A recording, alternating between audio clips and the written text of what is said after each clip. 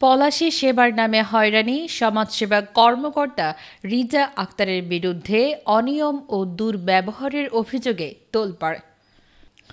নরসিংদীর পলাশ উপজেলায় সমাজসেবা কর্মকর্তা রিজা আক্তারের বিরুদ্ধে উঠেছে চাঞ্চল্যকর অনিয়ম ও দুর্ব্যবহারের অভিযোগ।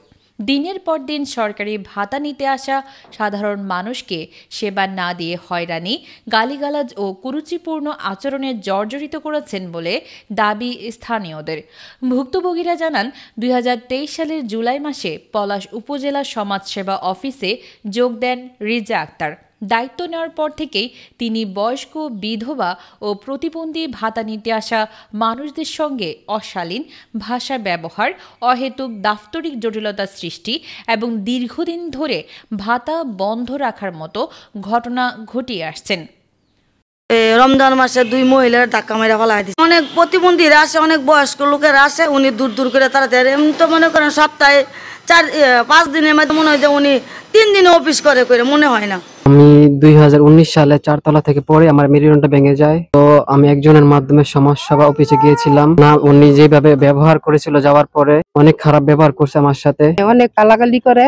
কি জন্য আইছি? স্থানীয় এক বয়স্ক নারী বলেন, 3 মাস ধরে অফিসে যাই, উনি কথা তো বলেনই না, উল্টো গালিগালাজ করে তাড়িয়ে দেন। আমার ভাতা নাকি বন্ধ, কিন্তু কোনো কাগজ দেখায় না। এমন অসংখ্য অভিযোগ জমা পড়েছে সমাজসেবা অধিদপ্তরের মহাপরিচালকের কার্যালয়ে। ভুক্তভোগীদের লিখিত অভিযোগের পরিপ্রেক্ষিতে ইতোমধ্যে একটি তদন্ত কমিটি গঠন করা হয়েছে বলে জানা গেছে। তবে অভিযুক্ত রিজা আক্তার সব অভিযোগ অস্বীকার করে বলেন,